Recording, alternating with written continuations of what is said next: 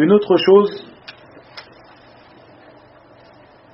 qui nous montre l'importance de cet appel au tawhid et le fait de mettre en garde contre le polythéisme, le fait que une partie de cette communauté, la communauté du prophète Mohammed sallallahu alayhi wa sallam, les musulmans, retourneront à l'adoration des idoles.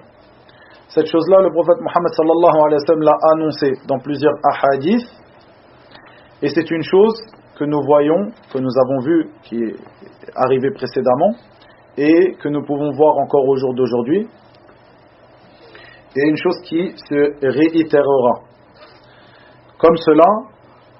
Cheikh al-Islam Muhammad ibn Abdul Wahhab, rahimahullah, dans son livre Kitab al-Tawhid, le livre de l'unicité, a fait un chapitre qu'il a appelé la porte, dans le sens approximatif, donc la traduction, la porte de ce qui a été rapporté sur le fait qu'une partie de cette communauté adorera les idoles. Ensuite, dans cette porte, dans ce chapitre, il a rapporté certains versets et certains hadiths qui nous montrent que les gens du livre, il a commencé par rapporter certains versets qui nous montrent que les gens du livre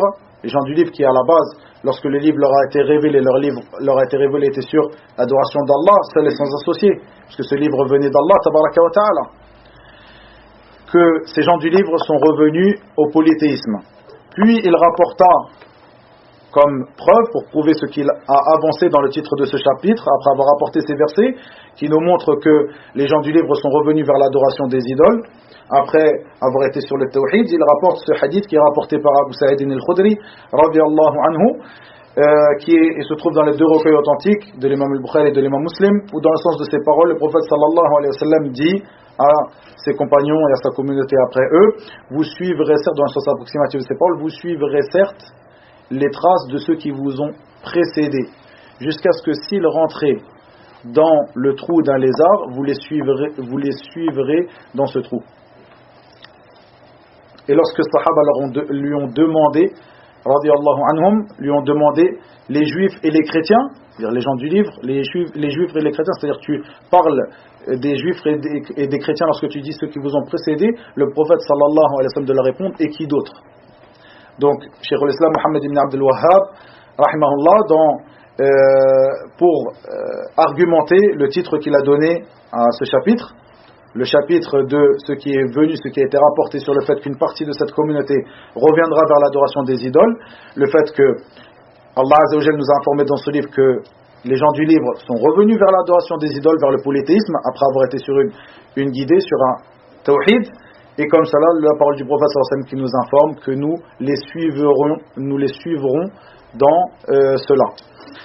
Comme cela, un autre hadith qui est rapporté, que Cheikh al-Islam n'a pas rapporté, mais dans cette porte-là, mais qui est rapporté aussi dans les deux recueils authentiques de l'imam al-Bukhari et de l'imam Muslim, par Abu Huraira, radiyallahu anhu, où le prophète sallallahu alayhi wa sallam dit que l'heure ne viendra pas jusqu'à ce que pour traduire les grosses lignes du hadith, ou traduire le résumé du hadith, jusqu'à ce que les femmes de la tribu de Daous, qui est une tribu du Yémen, de la tribu de Daous, jusqu'à ce que les femmes de la tribu de Daous ne se retrouvent autour de Dhul Khalasa.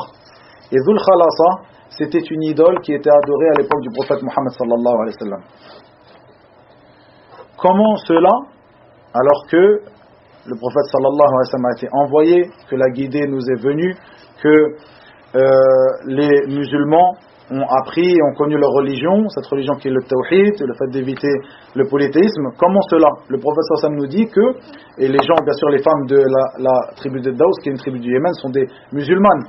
Comment cela? Le fait que l'heure ne se lèvera pas, l'heure n'arrivera pas jusqu'à ce que des gens de cette communauté reviendront à l'adoration de Dhul Khalasa, qui était une idole et autre que cette idole. Donc ici, dans ces hadiths, on voit l'importance aussi de concentrer notre appel à cela, à l'appel au tawhid pur et à la réforme des croyances, le fait de mettre en garde les gens continuellement contre l'adoration d'autre qu'Allah tabaraka wa ta'ala, le polythéisme.